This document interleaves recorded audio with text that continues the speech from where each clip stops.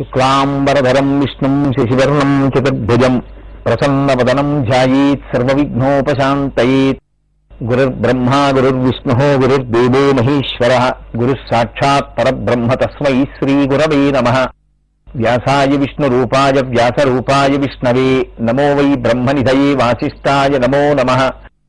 వాగర్ధావివ సంపృక్తౌ వాగర్ధ ప్రతిపత్తయే జగతః పితరౌ వందే పార్వతీ పరమేశ్వరౌ. హరి ఓం.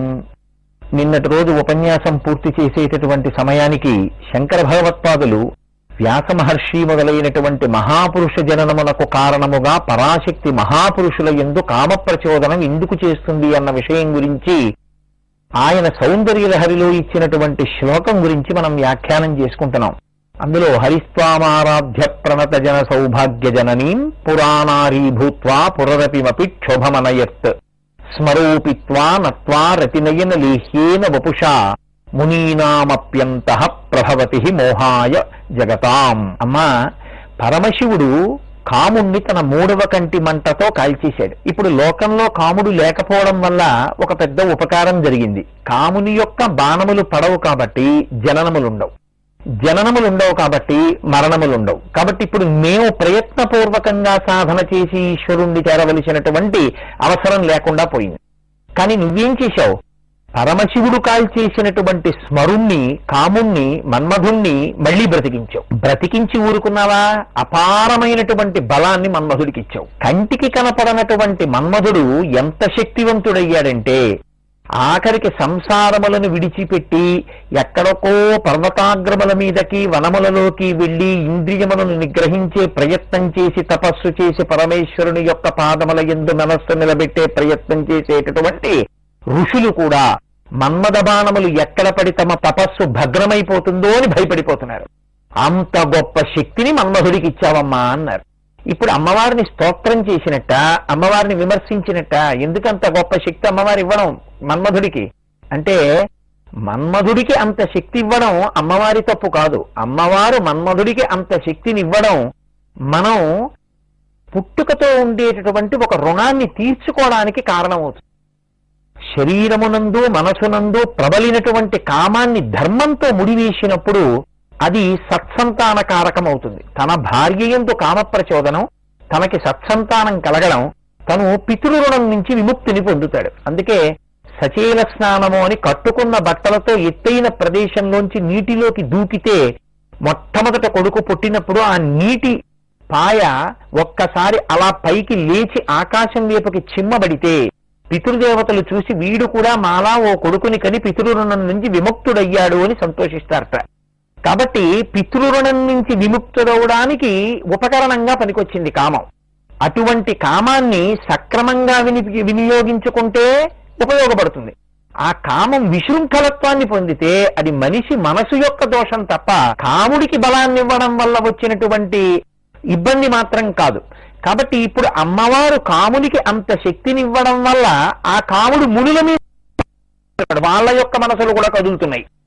అయితే అలా ఎందుకు చేయడం?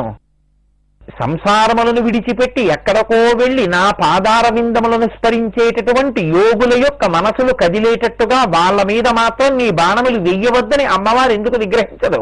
వాళ్ళ మీద కూడా ఎందుకు పడుతుంటాయి బాణాలు? వాళ్ళ మనస్సు కూడా అకస్మాత్తుగా ఎందుకు కదులుతుంది? మహాత్ముల యొక్క మనస్సులు కూడా కదిలి వాళ్ళకి కామప్రచోదనమై వీర్యము స్ఖలనమవ్వలసినటువంటి అవసరం ఏమిటి? అంటే మహాత్ముల యొక్క తేజస్సు స్ఖలనమైతే తప్ప మళ్లీ అటువంటి మహాత్ముడి అంశలో వేరొక మహాత్ముడు పుట్టే అవకాశం లేదు. ఆయన సంతతము బ్రహ్మనిష్టాగరిష్ఠుడై ఉంటాడు. యోగరతోవా భోగరతోవా సంగరతోవా సంగవిహీనః యస్య బ్రహ్మణి రమతే చిత్తం నందతి నందతి నందత్యేవా అంటారు శంకరులు భజగోవిందంలో. ఎప్పుడూ యోగమునందు, ఎప్పుడూ ఆనందంతో, ఎప్పుడూ బ్రహ్మనిష్టలో ఉండేటటువంటి ఋషుల యొక్క మనస్సులు కామప్రచోదనాన్ని పొందవు. కానీ అమ్మవారు కాముణ్ణి బాగా ప్రచోదనం చేసి ఆ కామబాణములు వారి మనస్సు మీద పడేటట్టు చేసి వాళ్ళ మనస్సు కదిలేటట్టు చేసి వాళ్ళ తేజస్సు స్ఖలనమయ్యేటట్టు చేయడం దేని కొరకు? అంటే వారి తేజస్సు స్ఖలనమైతే తప్ప వారి వలన ఒక మహాత్ముడు ఈ లోకంలో ఉద్భవించడు. అటువంటి మహాత్ముడు ఉద్భవిస్తే తప్ప వేద విభాగము జరగదు, అష్టాదశ మహాపురాణములు రావు, అవి రాకపోతే మనం కర్మాచరణము ఎలా చెయ్యాలో తెలుసుకోలేం, భక్తితో ఎలా బ్రతకాలో తెలుసుకోలేం, జీవితాన్ని ఎలా పండించుకోవాలో తెలుసుకోలేం. ఒక యుగంలో పుట్టేటటువంటి మనుష్య జాతినంతటినీ ఉద్ధరించగలిగినటువంటి ఒక మహాపురుషుడు జన్మించాలంటే అంతటి సమర్థుడైనటువంటి మహాపురుషుడి యొక్క మనస్సు కదలాలి, ఆయన తేజస్సు స్ఖలనం అవ్వాలి. స్ఖలనం అయితే సరిపోతుందా? ఊషర క్షేత్రమునందు విత్తనాన్ని వేస్తే మాత్రం మొక్క మొలుస్తుందా? ఒక రాతి మీదకి పట్టుకెళ్లి నేను విత్తనాన్ని వేసి నీళ్లు పోస్తే మొక్కలు వేస్తుందా? అది సుక్షేత్రమునందు విత్తనం పడాలి, అప్పుడు దాని మీద నీళ్లు పొయ్యాలి, అప్పుడు మొక్క మొలవాలి. ఇప్పుడు ఒక మహాత్ముడి యొక్క మనసు కదిలినంత మాత్రాన సరిపోదు, ఆ మహాత్ముని యొక్క తేజస్సుని పట్టగలిగినటువంటి సుక్షేత్రము కూడా ఉద్భవించాలి. అందుకే ఆనాడు ఉపరిచరుడనబడేటటువంటి ధర్మాత్ముడైన రాజు యొక్క తేజస్సు కదలడం, బ్రాహ్మణుని వాక్కు సత్యం అవడం కోసం అద్రిక అనబడేటటువంటి ఒక అప్సరస చాపగా మారడం, ఆమె ఈ వీర్యాన్ని స్వీకరించి ఇద్దరు పిల్లల్ని కనడం, అందులో మళ్ళీ కారణ జన్మురాలైనటువంటి సత్యవతి దాశరాజనబడేటటువంటి ఒక చాపలవాడి దగ్గర పెరుగుతూ ఉండడం సంభవించింది. ఇప్పుడు అమ్మవారు క్షేత్రాన్ని సిద్ధం చేసింది. ఇప్పుడు ఇంకొక మహాపురుషుడు యొక్క తేజస్సు ఈ సత్యవతి యందు ప్రవేశిస్తే వేరొక మహాపురుషుడు జన్మించడం అనేది సంభవం అవుతుంది.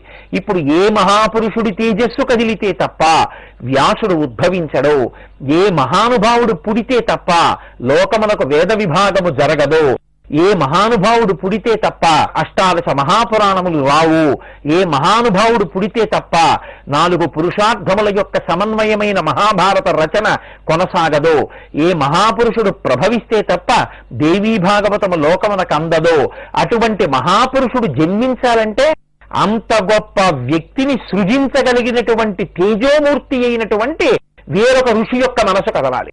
అంత గొప్ప ఋషి ఎవరు? ఆయన మనసు ఎందుకు కదులుతుంది? ఎందుకు కదిలితే వ్యాసుడు పుడతాడు? ఇది చెప్పడం బాహ్యంలో కథ.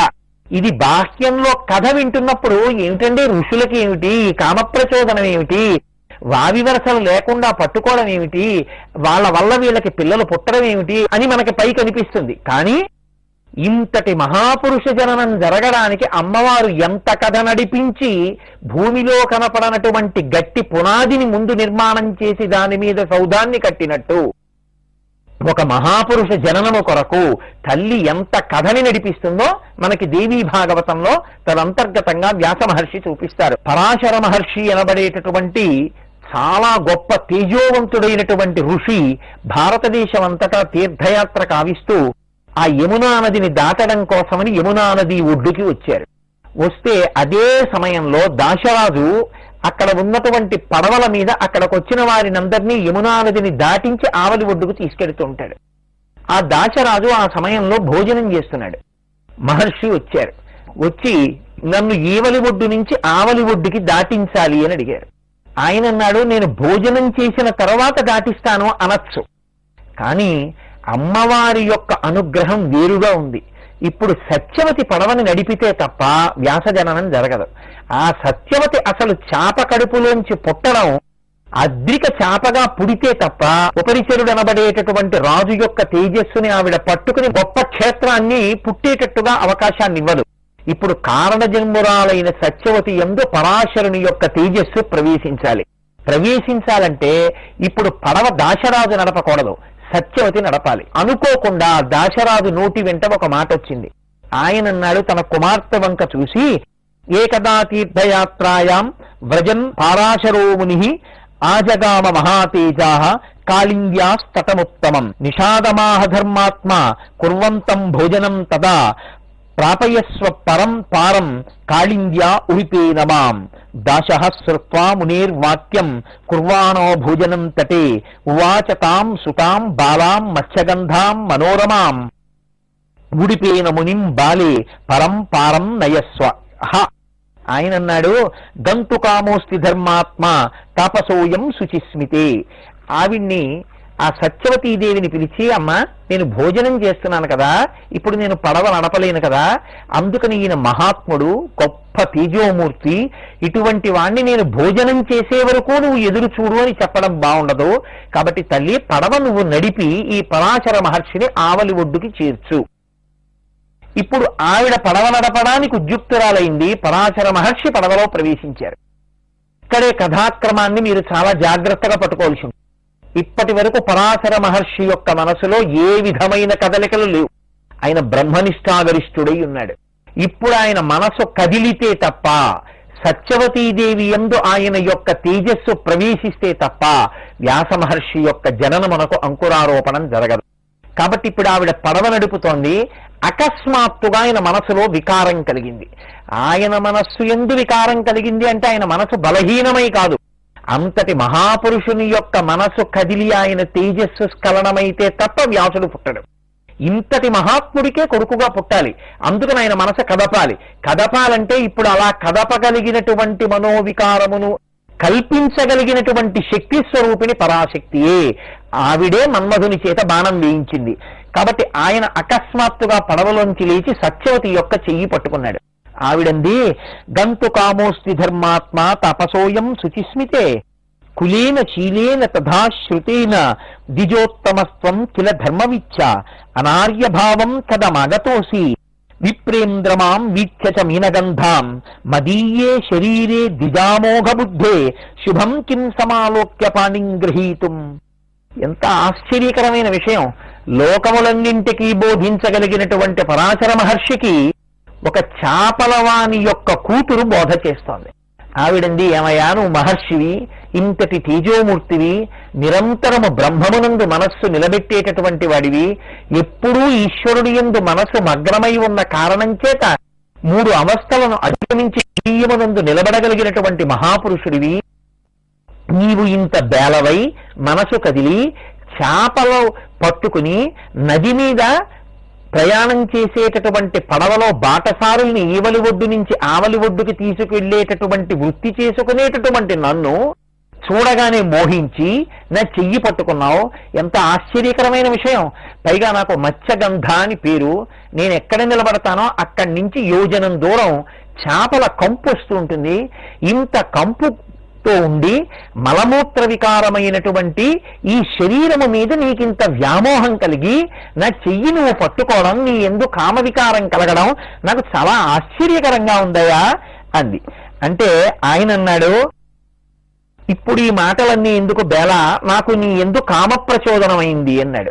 ఆవిడంది సత్యవతీదేవి, కృతా యోజనగంధాతు సురూపాచవరానన మృగనాభి సుగంధాం తాం కాంతాం జన మనోహరాం జగ్రాహ దక్షిణే పాణే మునిర్మన్మథ పీడిత పశుధర్మోనమే ప్రీతిం జనయత్యతి దారుణ ప్రతీక్షస్వ మునిశ్రేష్ట యావద్భవతి యామిని రాత్రం వివాయ ఉద్దిష్టో దివా న మనుజస్య హి దివాసంగే మహాన్ దోష పశ్యంతి కిల మానవాహ.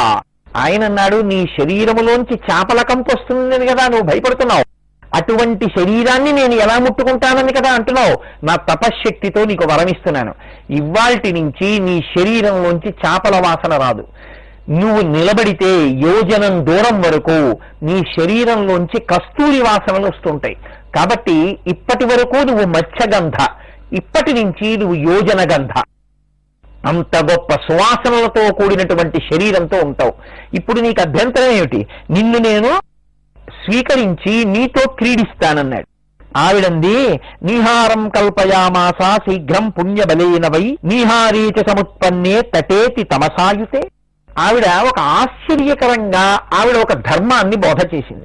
పశుధర్మోనమే ప్రీతిం జనయత్యతి దారుణ ప్రతీక్షస్వ మునిశ్రేష్ట యావద్భవతి యామిని రాత్రం వ్యయాయ ఉద్దిష్టో దివాన మనుజస్య హి దివాసంగే మహాన్ దోష పశ్యంతి కిల మానవాహ. పగటివేళ సూర్యబింబం ఉదయించి అస్తమించేంత పర్యంతం సంభోగ ప్రక్రియ కేవలం పశువులకే తప్ప మనుష్యులకు లేదు. రాత్రివేళ మాత్రమే మనుష్యులకు కామప్రచోదనమై స్త్రీ సంగ సుఖమును కోరుకోవాలి అని మనకి వేదం బోధ చేస్తోంది. అంత వేదం చదువుకుని ఇన్ని 100 మంది శిష్యులకి బోధ చేసిన పరాశర మహర్షివైన నువ్వు పగటివేళ నాతో సంగమాన్ని కోరడం ఏమిటయా అంది. ఎంత ఆశ్చర్యమో చూడండి. మహర్షి అన్నారు, ఇప్పుడు పగటివేళ అని కదా నీ అభ్యంతరం, కాబట్టి నేను మంచు తెరలు సృష్టిస్తున్నానన్నాడు. అంటే అంత బలీయమైనటువంటి కామము ఆయన ఎందుకు కలిగింది? ఎందుకని? ఒకసారి కాని ఆయన ఆవలి ఒడ్డుకి వెళ్ళి తిరిగి వెళ్ళిపోయాడో ఇక మళ్ళీ ఆ మహర్షి యొక్క మనస్సు ఎందు కామం ప్రచోదనం కాదు. ఆ సమయంలో ఆయనకి కామము అంత ప్రచోదనమైతే తప్ప ఆయన తేజస్సు స్ఖలనము కాదు. అలా స్ఖలనమైతే తప్ప కారణజన్మురాలైన సత్యవతి యందు ఆయన తేజస్సు ప్రవేశించదు. ప్రవేశిస్తే తప్ప వ్యాస మహర్షి యొక్క జననము జరగదు. అందుకని ఆయన మంచు తెరలు కల్పించి కృతకమైనటువంటి చీకటిని సృష్టించాడు. ఆ సత్యవతండి కన్యావ్రతం నమే హన్యాత్ తథాకురు ద్విజోత్తమ పుత్రశ్చమ కామం భవేదద్భుత వీర్యవాన్ గంధోయం సర్వదా మే స్యాద్యౌ వనంచ వనం వవం. నాకు 3 కోరికలున్నాయి. ఆ 3 కోరికలు తీరాలి. నీతో సంగమించడం వల్ల నా కన్యాత్వమునకు దోషం రాకూడదు. 2, నీతో సంగమించిన ఫలితంగా నువ్వు ఎంతటి తేజోమూర్తివో అంతటి తేజోమూర్తి అయిన కుమారుడు నాకు కలగాలి. 3, ఇప్పుడు నువ్వు నీ సమాగమ సుఖం కోసం నా శరీరమునకు యోజన గంధ అన్న పేరుతో నేను నిలబడిన దగ్గర నుంచి 1 యోజనం దూరం కస్తూరి పరిమళములు వెదజల్లేటట్టుగా ఇచ్చినటువంటి వరం శాశ్వతమై ఎప్పటికీ నేను యవ్వనంలో ఇటువంటి పరిమళములు విరజిమ్మేటటువంటి శరీర సౌందర్యంతో ఉండగలగాలి.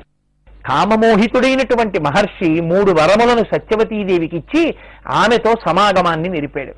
తత్ఫలితంగా ఆయనకి వ్యాస భగవానుడు ఉదయించాడు. ఆయన వరం ఇస్తూ ఒక మాట అన్నాడు, శృణి సుందరి పుత్రస్తే విష్ణువంశ సంభవ శుచి.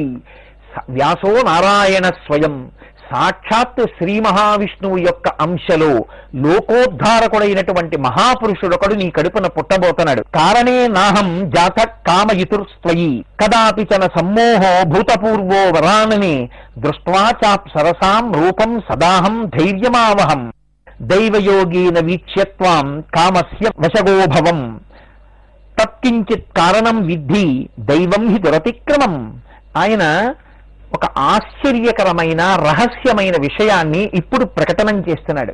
ఓ సత్యవతి, ఇంతకు ముందు నేను ఎందరో అప్సరసల్ని చూశాను, ఎందరో దేవకాంతల్ని చూశాను, ఎందరో సౌందర్యరాశుల్ని చూశాను. ఎంతమందిని చూసినా అందరిలో నామరూపాతీతమైన బ్రహ్మను చూశాను తప్ప నా మనసు కదలడం అన్నది, స్త్రీ పురుష విచక్షణ అన్నది అసలు నా మనసులోనే లేదు. అటువంటిది ఇవాళ నా మనసు ఇంత కదిలి నీకు ఇన్ని వరాలిచ్చి నా తేజస్సు నీలో ప్రవేశపెట్టబడుతోంది అంటే ఇది కేవలముగా దైవము యొక్క శాసనం. ఒక మహాత్ముడు నీ కడుపున పుట్టాలి అని భగవంతుని యొక్క సంకల్పం జరిగింది. ఇది పరాశక్తి ఆయన యందు కదలిక తీసుకురావడం. నేను మీతో మనవి చేశాను, శివశక్త్యాయుక్తో యది భవతి శక్త ప్రభవితం నచే దేవం దేవో నకలు కుశల స్పందితుమపి. స్పందన అన్నది మనోధర్మం. స్పందన శరీరానికి ఉండదు. స్పందన కదలిక శరీరానికి ఉంటుంది. మనసు స్పందిస్తుంది, అంటే మనసు కదులుతుంది. మనసు కదలడం ఎలా ఉంటుందంటే, కెరటములు లేనటువంటి నీటి యందు మీరు ఒక చిన్న రాయి విసిరినంత మాత్రం చేత తరంగములు మెల్లమెల్లగా కదిలి ఒడ్డు వరకు ఎలా వస్తాయో అలా ఏ భావములు లేకుండా బ్రహ్మమునందు స్థిరీకరింపబడినటువంటి బ్రహ్మమైన మనస్సు యందు బహిర్ముఖమై కదలికలు కలగడాన్ని స్పందనలు అంటారు.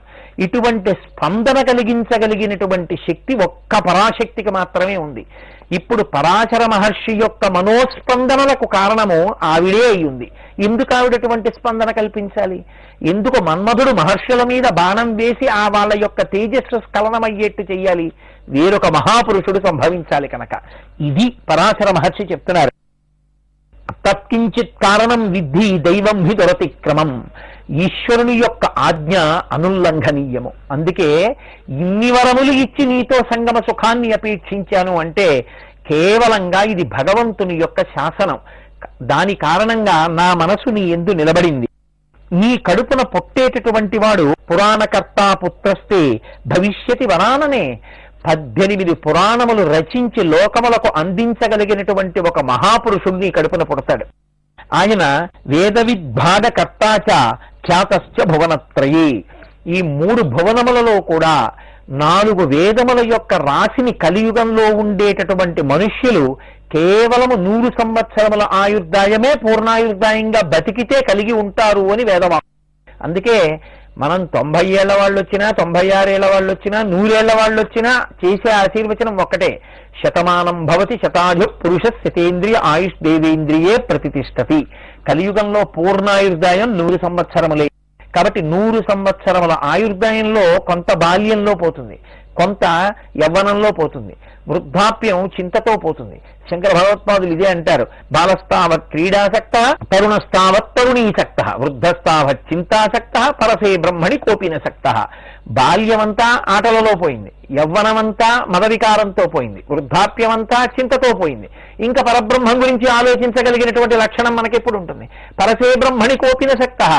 కానీ మహాత్ములైనటువంటి వారి జీవితంలో ఇటువంటి విషయాలు అన్ని వేళలా అన్వయం అవుతాయని మాత్రం మనం సూత్రీకరించడం కుదరదు. ఎక్కడైనా కారణజన్ములైన వారు ఉంటారు, చంద్రశేఖరేంద్ర సరస్వతి స్వామి వంటి మహాపురుషులు, అటువంటి వారు మినహాయింపు. కానీ సాధారణంగా లోకంలో ఉండేటటువంటి వాళ్ళు భగవంతుడు 100 సంవత్సరముల ఆయుర్దాయం ఇస్తే 100 సంవత్సరములంతా కూడా లౌకికమైన వ్యాసాంగమునకే పోతే ఇంకసలు ఇంత అనంతమైన వేదరాశిని చదవగలిగిన వాడెవరు? కాబట్టి 100 సంవత్సరముల ఆయుర్దాయంలో తాను చదవడానికి వీలైన రీతిలో వేదాన్ని విభాగం చేసి కొంతమందికి కొన్ని రీతులలో ఆ వేదాన్ని అందించగలిగినటువంటి సమర్థుడైన వ్యక్తి పుట్టుక చేత పుడుతూనే పరమ వైరాగ్యంతో తపస్సు వైపుకు వెళ్ళిపోగలిగినటువంటి వాడు, వేదములు స్వయంగా భాషించిన వాడు, వేద విభాగము చెయ్యగలిగిన వాడు, అష్టాదశ పురాణ కర్త పుట్టాలంటే ఒక్క పరాశర మహర్షి వంటి మహాపురుషుని యొక్క తేజస్సు వలన మాత్రమే అది సంభవం అవుతుంది. కాబట్టి పురాణకర్త అయినటువంటి వ్యాసుడు పుడతాడు, వేదములను విభాగం చేస్తాడు, 3 లోకములలో ఖ్యాతి పొందుతాడు. అటువంటి కొడుకుని కడుపున పుట్టబోతున్నాడు అని వరం ఇచ్చారు. ఈ వరాన్ని పొందింది, ఎంతో సంతోషాన్ని పొందింది. ఆవిడికి అక్కడే సద్యోగర్భము అంటారు. సద్యోగర్భము అంటే అప్పుడే అక్కడే వెంటనే ఉత్తర క్షణంలో సద్య ఫలితంగా ఒక కుమారుడు జన్మించాడు. గచ్చమాతర్యథాకామం గచ్చమ్యః మతపరం.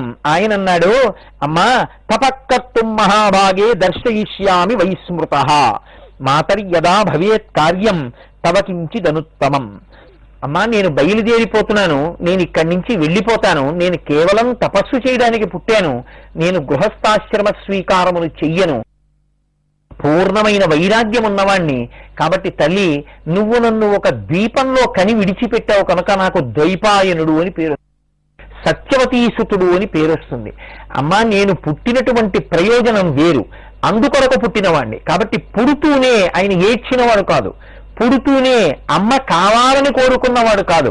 అమ్మ పక్కన కనపడకపోతే అందరూ ఏడిస్తే, అయ్యయ్యో అమ్మ నేను నీతో ఉండేవాణ్ణి కానమ్మా, నేను తపస్సు కోసం పుట్టాను, వైరాగ్యం కోసం పుట్టాను, కాబట్టి అమ్మా నేను దూరంగా వెళ్ళిపోతున్నాను, తపస్సుకి వెళ్ళిపోతున్నాను అని తల్లితో చెప్పి కారణజన్ముడైనటువంటి వ్యాసుడు ద్వైపాయనుడై ఆయన తపస్సు చేయడానికి బయలుదేరాడు.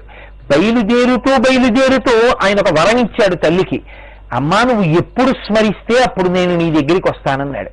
ఇంత వైరాగ్య సంపత్తి కలిగిన వాడు, ఇంతటి కారణజన్ముడైన వాడు మళ్ళీ అమ్మా నువ్వు తలుచుకుంటే వస్తానని వరం ఇవ్వడం ఎందుకో అంటే, ఇలా వరం ఇవ్వడంలో కూడా పరాశక్తి యొక్క అనుగ్రహం ఉంది. ఆవిడ ఎందుకో స్మరిస్తుంది. రాబోయేటటువంటి కథలో వ్యాసుడు రావాలి, వ్యాసుడు వస్తే తప్ప జరగనటువంటి విధానంలో కథ ఊర్జితమవుతుంది, అంటే గట్టిగా బిగుసుకుంటుంది. అందుకని ఈ వరాన్ని వ్యాసుడు తల్లికి ఇవ్వాలి. అందుకని వ్యాస భగవానుడి చేత వరాన్ని తల్లికి ఇప్పించింది తల్లి. ఇప్పించి వరాన్ని పొందిన తరువాత చాలా సంతోషించి వ్యాసుడు తపస్సు చేసుకోవడానికి వెళ్ళిపోయాడు. ఆయనే శిష్యనధ్యాపయామాస వేదాస్మృత్యా విభాగశః సుమంతుం జైమినిం పైలిం వైశంపాయనమేవ చ అచితం దేవలం చైవ శుకం చైవ స్వమాత్మజం సూత ఏతచ్చ కదితం సర్వం కారణం మునిసత్తమా. ఆ వ్యాస మహర్షి వేద విభాగం చేసి సుమంతుడు, జైమిని, పైలుడు, వైశంపాయనుడు, సూతుడు, ఆ తర్వాత శుకుడు మొదలైన వారికి వేదములను పురాణములను చెప్పి లోకములకు అంతింటికి కూడా ఇవి అందేటట్టుగా చేసిన మహాపురుషుడు. ఈ విధంగా వ్యాసోత్పత్తిని మనకి మహర్షి అయిన వ్యాసుడు దేవీ భాగవతంలో అందించాడు. సర్వం శ్రీ ఉమామహేశ్వర పరబ్రహ్మార్పణమస్తు.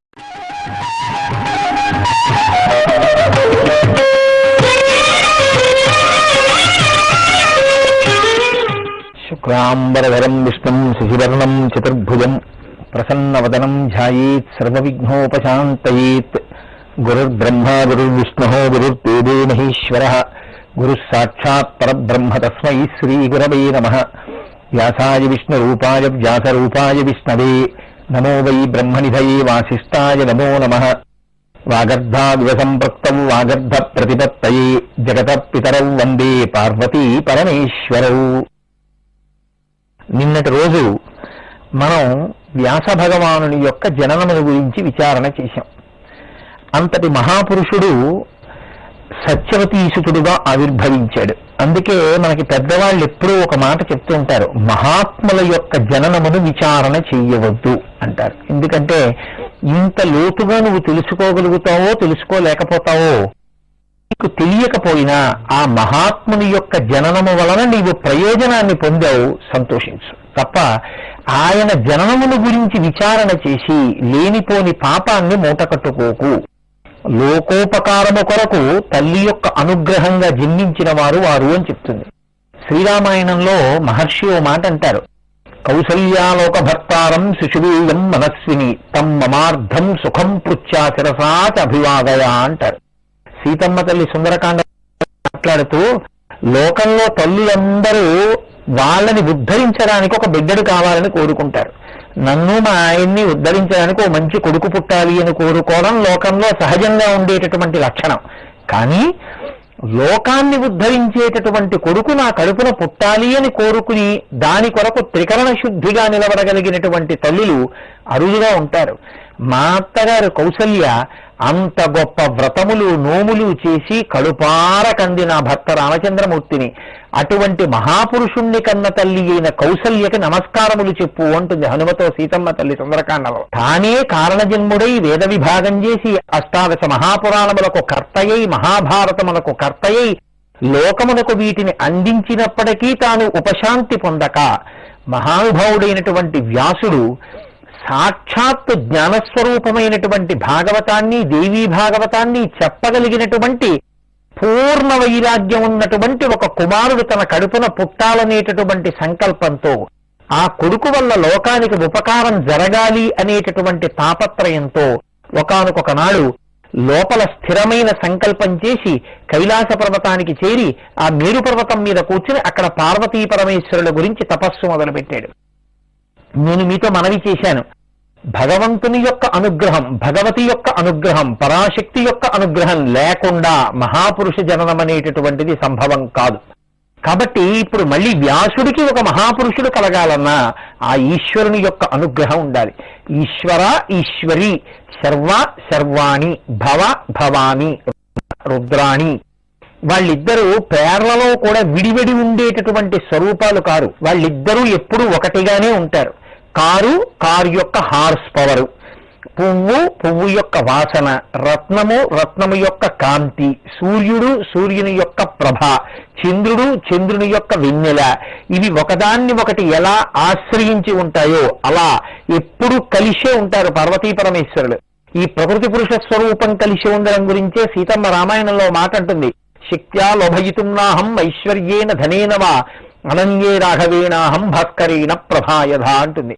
సూర్యుని నుండి సూర్యుని కాంతి వేరు చేయలేనట్లు, పాల నుండి పాల తెలుపు వేరు చేయలేనట్లు, పంచదార నుండి పంచదార యొక్క తీపిని వేరు చేయలేనట్లు, పరమశివుడి నుండి పరమశివుని యొక్క శక్తి స్వరూపమైనటువంటి పార్వతీదేవిని వేరు చేసి చూడడం అనేటటువంటిది ఎన్నడూ కుదిరేది కాదు. అమ్మవారిని పూజించడం అంటే అయ్యవారిని పూజించడమే, అయ్యవారిని పూజించడం అంటే అమ్మవారిని పూజించడమే. కాబట్టి ఇద్దరూ కలిసే ఉంటారు. మేరు శృంగే మహారమ్యే వ్యాస సత్యవతీ సుత తపశ్చచార సోత్యుగ్రం పుత్రార్థం కృత నిశ్చయ జపన్నేకాక్షరం మంత్రం వాగ్బీజం నారదాచ్యుతం ధ్యాయన్ పరాం మహామాయాం పుత్రకామస్తపోనిధి అగ్నేర్భూమేస్తథా వాయో అంతరిక్షస్య చాప్యయం వీర్యేణ సంహిత పుత్రో మమ భూయాదితి స్మః అతిష్టత్స గతాహారః శతసంవత్సరం ప్రభు ఆరాధయన్ మహాదేవం తథైవ చ సదాశివం శక్తి సర్వత్ర పూజ్యేతి విచారం చ పునః పునః అశక్తో నింద్యతే లోకే శక్తస్తు పరిపూజ్యతే. ఆయన పార్వతీ పరమేశ్వరుల గురించి మేరుపర్వత శిఖరం మీద కూర్చుని తపస్సు చేస్తున్నాడు. ఏమిటైన కోరిక? పంచభూతములలో అగ్నికి ఎంత శక్తి ఉంటుందో అంత శక్తి ఉండాలి, పృథివికి ఎంత శక్తి ఉంటుందో అంత శక్తి ఉండాలి, వాయువుకి ఎంత శక్తి ఉంటుందో అంత శక్తి ఉండాలి. పంచభూతములలో ఉండేటటువంటి తేజస్సు శక్తి తన శక్తిగా కలిగిన వాడై ఉండాలి, మహాత్ముడై ఉండాలి, వైరాగ్య సంపన్నుడై ఉండాలి, లోకోపకారం చేసేవాడై ఉండాలి. ఏ మహాత్ముణ్ణి స్మరించినంత మాత్రం చేత పాపరాశి ధ్వంసం అవుతుందో అటువంటి మహాత్ముడు లోకమునకు బోధ చేయగలిగినటువంటి వాడు జన్మించాలి. మనకి లోకంలో అన్నిటికన్నా గొప్ప ఉపకారంగా చెప్పబడేది ఏదో తెలుసా అండి? మీరు ద్రవ్యంతో చేసే పని, కడుపు నింపే పని కన్నా అన్నిటికన్నా గొప్పది ఏది అంటే మంచి మాట ఒకటి చెప్పడమే. ఒక మంచి మాట జీవితాన్ని మారుస్తుంది. మీరు కడుపుకి పెట్టేది మనసుని మార్చదు, మనిషికి పుష్టినిస్తుంది. మీరు 10 మందికి అన్నదానం చేస్తే అందులో ఒక గజ దొంగ కూడా అన్నం తినేయచ్చు, తినేసి వాళ్ళు మరిన్ని దొంగతనాలు బాగా చేయొచ్చు. మీరు 100 ఉచిత వైద్య శిబిరాలు నిర్వహిస్తే అందులో ఒక పరమ దురాత్ముడు కూడా వైద్యం చేయించుకుని మళ్ళీ లోకానికి కంటకుడుగా తయారు కావచ్చు. అంటే చెయ్యొద్దని నా ఉద్దేశ్యం కాదు, కానీ దాని యందు అంతర్లీనంగా ఆ ప్రమాదం ఎప్పుడూ ఉంటుంది. కానీ మంచి మాటలు చెప్పడం వల్ల ప్రమాదం ఎప్పుడూ ఉండదు. ఎందుచేత అంటే అది మనసు మీద ప్రభావితం చేసి చెడ్డవాణ్ణి కూడా మంచివాడిగా మారుస్తుంది. అందుకే మనసు మార్చగలిగిన దేవాలయాలు ఉన్నంత కాలం, దేవాలయాలలో ఆరాధన జరిగినంత కాలం, మనిషి దేవాలయాన్ని చూసి నమస్కరించినంత కాలం మనిషి మనిషిగా బ్రతకడం సాధ్యమవుతుంది. అందుకొచ్చింది దేవాలయ వ్యవస్థ. మనిషి రూపంలో ఉన్న మనసు సంస్కారమును పొంది ఉండకపోతే రాక్షసుడవుతాడు. అందుకే రాక్షసుడు కాకుండా తనని తాను నిగ్రహించుకోవడం, తాను మనిషిగానే ఉండిపోవడానికి ప్రయత్నం చెయ్యడం అంత తేలికైన విషయం కాదు. చాలా కష్టపడవలసి ఉంటుంది. తాను మనిషిగా పుట్టి మనిషిగా బ్రతికి మనిషిగా మరణించాలి తప్ప తాను రాక్షసుడిగా మాత్రం మారే ప్రయత్నమునకు లోపల నుండి వచ్చేటటువంటి ఉధృతికి లొంగిపోకూడదు. కాబట్టి 10 మందికి మంచి మాట చెప్పడం, భాగవతం చెప్పడం అంటే దానికి కేవలం ఏదో కాకతాళీయంగా చెప్పేవాడు కాదు, రమించి చెప్పగలిగిన వాడై ఉండాలి. అందుకే మనకి శ్రవణం, కీర్తనం, విష్ణోహ స్మరణం, పాదసేవనం, అర్చనం, వందనం, దాస్యం, సఖ్యం, ఆత్మనివేదనం అని 9 భక్తులు. ఇందులో శ్రవణం వినడానికి పరీక్షిత్తు, కీర్తనం భగవంతుని యొక్క గుణములను అనుభవించడం చేత లోపల పొంగినటువంటి పొంగు ఇంకా పట్టక మనస్సులో కలిగినటువంటి ఆనందం నోటి వెంట వాక్కుల రూపంలో పైకి స్రవించి వచ్చి ఎదురుగుండా ఉన్న వాళ్ళని తరింప చేయగలిగినటువంటి అద్భుతమైన అమృతతుల్యమైన మాటలు మాట్లాడగలిగినటువంటి నైపుణ్యము ఉన్నవాడు కాబట్టి కీర్తనములకు శీర్షకుణ్ణి చెప్తారు. కాబట్టి శ్రవణం, కీర్తనం, విష్ణోహ స్మరణం ఎప్పుడూ తెలుసుకోవడానికి ప్రహ్లాదుడు. స్మరణం, పాదసేవనం అమ్మవారి పాదములొత్తడానికి లక్ష్మీదేవి. శ్రవణం, కీర్తనం, విష్ణోహ స్మరణం, పాదసేవనం, అర్చనం పృథుమహారాజు. వందనం అక్రూరుడు. అర్చనం, వందనం, దాస్యం హనుమ. సఖ్యం అర్జునుడు. ఆత్మనివేదనం బలిచక్రవర్తి. 9 భక్తులకి ఒక్కొక్కరిని ఉదాహరణగా చెప్తారు. అందులో ఈశ్వరుని యొక్క గుణస్తవం చెయ్యడం, పరవశించిన గుండెతో భగవంతుడి గురించి చెప్పగలిగినటువంటి సహృదయం ఉన్నవాడు శుకబ్రహ్మ. అటువంటి మహాపురుషుడు నా కడుపున పుట్టాలి అని కోరిన వాడై మేరుశృంగం మీద కూర్చుని ఆ పార్వతీ పరమేశ్వరుల గురించి వాగ్బీజ మంత్రమును నిరంతరము జపిస్తూ 100 సంవత్సరముల పాటు తపస్సు చేశాడు మహానుభావుడైనటువంటి వ్యాసుడు. ఆయన తపస్సు చేసినప్పుడు ఆయన యొక్క తేజస్సు లోకాన్నంతటినీ కప్పేస్తుంటే చూసినటువంటి ఇంద్రుడు భయపడ్డాడు. నా పదవిని కోరుకుంటున్నాడా ఏమని. పరమేశ్వరుడు అన్నాడు, ఆయన లోకోపకారం చెయ్యగలిగినటువంటి సత్పురుషుని యొక్క జననమును కోరుతున్నవాడు. అటువంటి వాడు ఎక్కడుంటాడు? నీ ఇంద్ర పదవిని కోరుతున్నవాడు కాదు, కాబట్టి నేను వెళ్ళి వరమిస్తానన్నాడు. గత్వారుషి సమీపం తుత మువాచ జగద్గురు ఉత్తిష్టవాసవీ పుత్ర పుత్రస్తే భవితా శుభ. ఇందులో మహర్షి ఒక చమత్కారమైన మాట వేశారు. గత్వారుషి సమీపంతుత మువాచ జగద్గురు. జగద్గురు ఋషి దగ్గరికి వెళ్ళి వరం ఇచ్చారు అన్నారు. ఎవరా జగద్గురువు? శంకరుడే జగద్గురువు. శంకరుడు జగద్గురువుగా ఏ రూపంలో నిలబడ్డాడు? దక్షిణామూర్తి రూపంలో సనకసనందనాది మహర్షులకి కేవలంగా ఈ తత్వముద్ర పట్టి తత్వముద్ర చేత మౌన వ్యాఖ్య ప్రకటిత పరబ్రహ్మతత్వం యువానం వర్షిష్టాంతే వసదృశిగణైరవృతం బ్రహ్మనిష్టై ఆచార్యేంద్రం కరకలిత చిన్ముద్రమానంద రూపం స్వాత్మారామం ముదితవదనం దక్షిణామూర్తి మీడేని కేవలం చిన్ముద్ర పట్టి మౌనంతో తనని ఆశ్రయించినటువంటి శిష్యులకు జ్ఞానబోధ చేసినటువంటి సదాశివుడు ఆ దక్షిణామూర్తి. ఆయనే లోకమునకు మొదటి జగద్గురువు. అందుకే సదాశివ సమారంభాం శంకరాచార్య మధ్యమాం అస్మదాచార్య పర్యంతాం వందే గురు పరంపరాం అని పిలుస్తూ ఉంటాం. కాబట్టి ఇప్పుడు జగద్గురువైనటువంటి పరమేశ్వరుడు ఆ ఋషి సమీపానికి వెళ్ళి ఆ సత్యవతీ పుత్రుడైనటువంటి వ్యాసుణ్ణి పైకి లెమ్మని ఆనాడు వరం ఇచ్చారు. ఏమని? సర్వతేజోమయో జ్ఞాని కీర్తికర్త తవానఘ అఖిలస్య జనస్యాత్ర వల్లభస్తే సుత సదా. నీకు లోకమంతటి చేత కీర్తింపబడేటటువంటి వాడు, లోకోపకారము చెయ్యగలిగినటువంటి వాడు, మహాజ్ఞాని, పాపము లేనివాడు, అటువంటి కుమారుడు నీకు కలుగుతాడు. భవిష్యతి గుణై పూర్ణ సాత్వికై సత్యవిక్రమ తదాకర్ణ్యవచ లక్ష్యం కృష్ణద్వైపాయనస్తదా శూలపాణిం నమస్కృత్య జగాశ్రమాత్మన సగత్వాశ్రమమేవాశు బహువర్షశ్రమాతుర. అనేక సంవత్సరముల పాటు తపస్సు చేసి బలగిపోయినటువంటి వ్యాసుడు పరమశివుడిచ్చినటువంటి వరం చేత చాలా సంతోషాన్ని పొందినటువంటి మనస్సు కలవాడై తిరిగి తన ఆశ్రమానికి చేరుకున్నాడు. కానీ ఆయన మనసులో ఒక చింతన చేస్తున్నాడు. పరమశివుడు నాకు వరం ఇచ్చాడు, నీకొక గొప్ప కుమారుడు కలుగుతాడు అన్నాడు. నాకొక గొప్ప కుమారుడు కలగాలి అంటే నా తేజస్సుని భరించగలిగినటువంటి స్త్రీ దొరకాలి. ఆమెని నేను భార్యగా స్వీకరించాలి. ఆమెని నేను భార్యగా స్వీకరిస్తే కేవలం కుమార జననమే కాదు, దానితో పాటుగా ఆ స్త్రీ నేను స్వేచ్ఛగా భగవంతుని యందు మనస్సు పెట్టగలిగినటువంటి పొంది ఉన్నటువంటి స్థితికి వైక్లభ్యమును కల్పిస్తుంది. ఎందుకంటే భార్య అనబడేటటువంటి ఆ స్త్రీ స్వరూపం పురుషుణ్ణి బంధనంలో పడేస్తుంది కదా. కాబట్టి ఇప్పుడు ఆయన ఆలోచిస్తున్నాడు, తరుణీ రూపసంపన్న కులోత్పన్న పతివ్రత కథం కరోమి కాంతాంచ పాదయోః శృంఖల సమాం.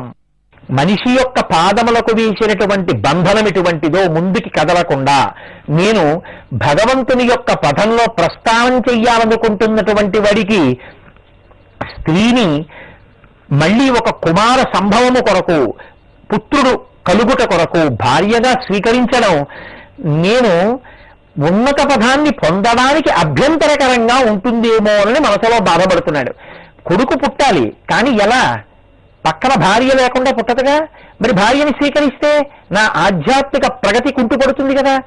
వ్యాసుడంతటి వాడు సంసారమును త్రోసిరాదని, స్త్రీ పట్ల ఏపాటి మమకారము లేనివాడై కేవలము బ్రహ్మమునందు మాత్రమే మనసు నిలిపినటువంటి వాడై, వివాహమును కోరని వాడై, భార్య పక్కన ఉండడం కూడా హర్షించలేని వాడై, కానీ లోకోపకారం చేసేటటువంటి కొడుకుని మాత్రం పొందాలన్న తాపత్రయంతో ఆలోచన చేస్తున్నాడు. ఈయన భయపడుతున్నాడు, కానీ ఇటువంటి మహానుభావుడికి అటువంటి మహానుభావుడు కొడుకుగా పుట్టాలంటే ఈయన మనసును ఎలా కదపాలో అమ్మవారికి తెలియదా?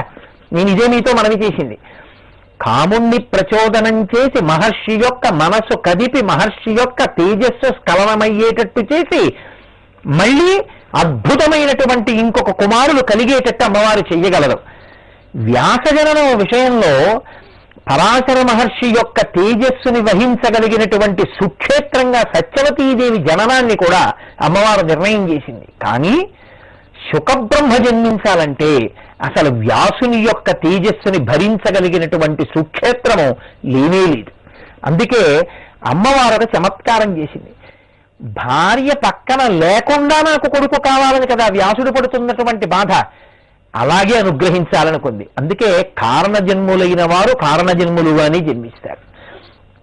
చూడండి ఎంత ఆశ్చర్యం జరిగిందంటే, ఏవం చింతయతస్తస్య ఘృతాచీ దివ్యరూపిణి ప్రాప్త దృష్టి పదం తత్ర సమీపే గగనస్థిత తాం దృష్ట్వా చపలా పాంగీం సమీపస్థాం వరాప్సరాం.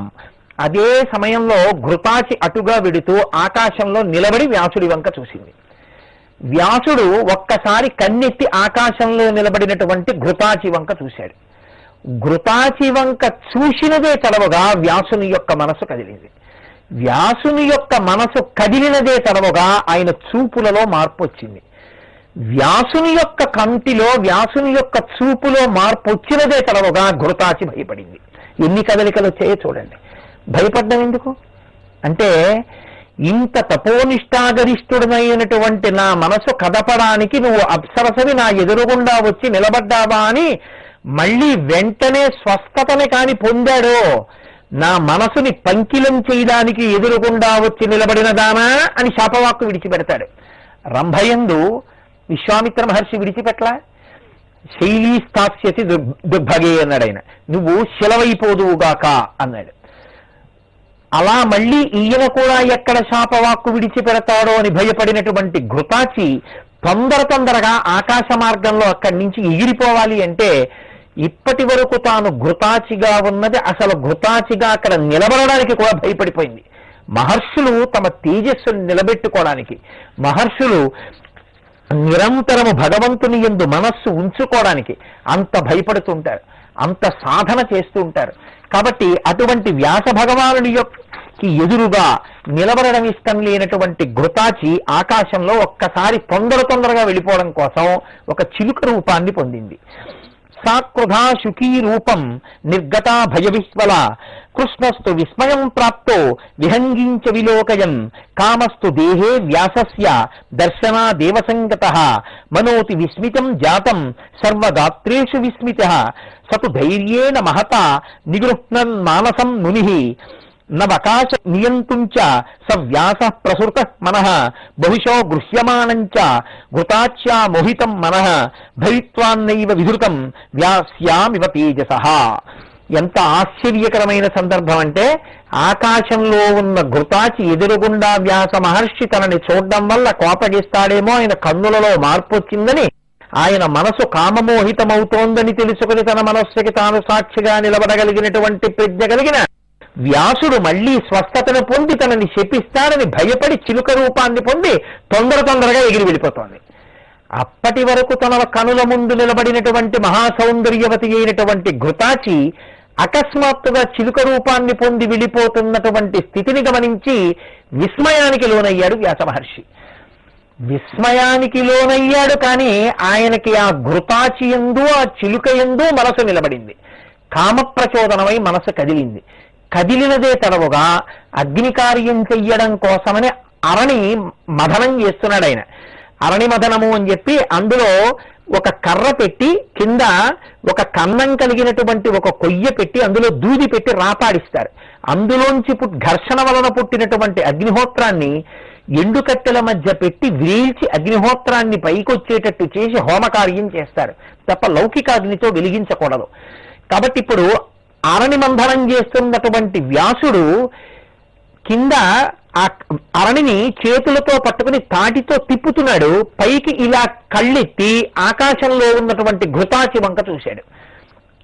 ఘృతాచి యందు మనసు నిలబడి ఆయనకి కామ ప్రచోదనమై మనసు కదలగానే భార్య ఉండకూడదని కదా కోరాడు. కాబట్టి ఉత్తర క్షణంలో ఆయన వీర్యము స్ఖలనమై ఆ స్ఖలనమైనటువంటి వీర్యము ఆ కింద ఉన్నటువంటి అరణి యందు పడింది.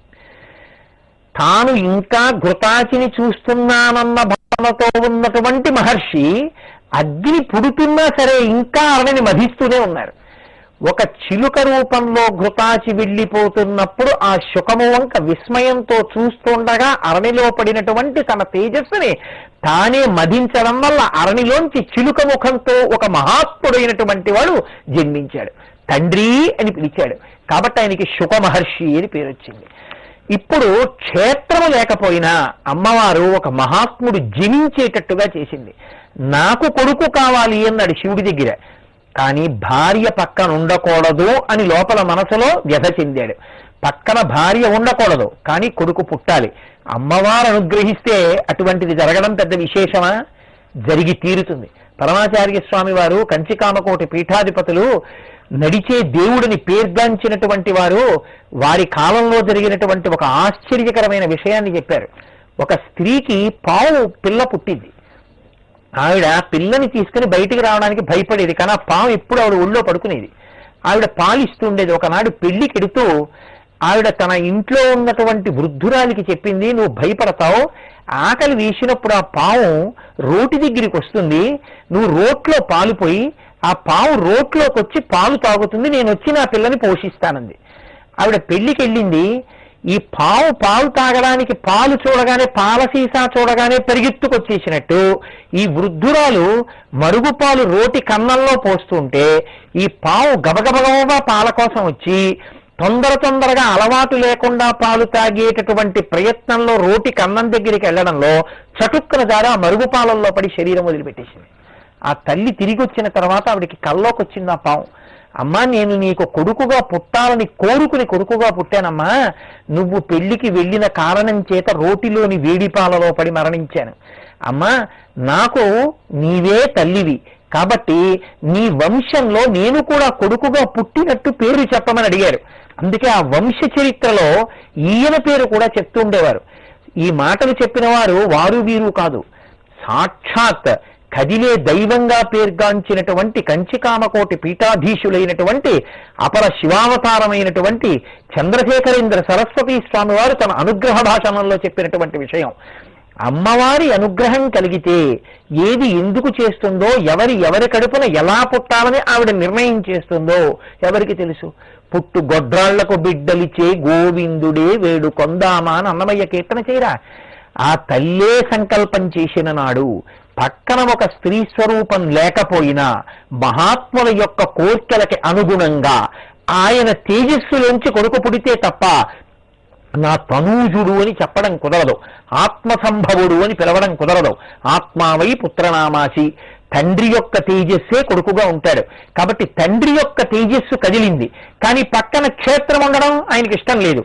అందుకని క్షేత్రం ఉండవలసిన అవసరం లేకుండా పరమ వైరాగ్యం కలిగినటువంటి వాడు, గొప్ప భక్తి తత్పరుడు, నిరంతరము భగవంతుని యందు మనసు నిలబెట్టగలిగినటువంటి మహాపురుషుడైనటువంటి శుకుడు పుట్టడానికి కేవలం ఒక స్త్రీ ఎదురుగుండా నిలబడడం అనేటటువంటి కారణం చేత కామ ప్రచోదనాన్ని కల్పించి శుక మహర్షి పుట్టేటట్టుగా చెయ్యగలిగినటువంటి పరాశక్తి యొక్క అనితర సాధ్యమైన శక్తిని మనం ప్రశ్నించి ఇది ఇలా జరుగుతుందా అని ప్రశ్న వెయ్యగలిగినటువంటి సమర్థులం కామని తెలుసుకోవడం వినయమునకు పరాకాష్ఠ అవుతుంది. అందుకే ఏదైనా ఒక మహోత్కృష్టమైన విషయాన్ని వినేటప్పుడు ఉండవలసినటువంటి మొదటి లక్షణం ఏమిటంటే విశ్వాసము.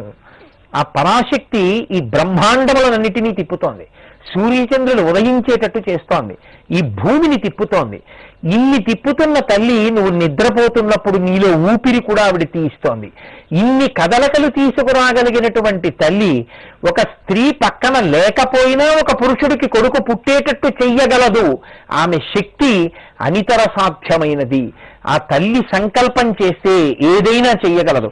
నాకు కొడుకు కావాలన్నాడు, కొడుకు పుట్టాడు. నాకు భార్య ఉండకూడదన్నాడు, పక్కన భార్య ఉండవలసినటువంటి అవసరం లేని రీతిలో ఆత్మజుడై శుకబ్రహ్మ జననముందేటట్టుగా పరాశక్తి అనితర సాధ్యమైనటువంటి తన శక్తితో కృపాళువై కరుణించి తన కొరకు 100 సంవత్సరములు తపించినటువంటి వ్యాస భగవానుణ్ణి అనుగ్రహించి ఆ శుకబ్రహ్మని కటాక్షించింది.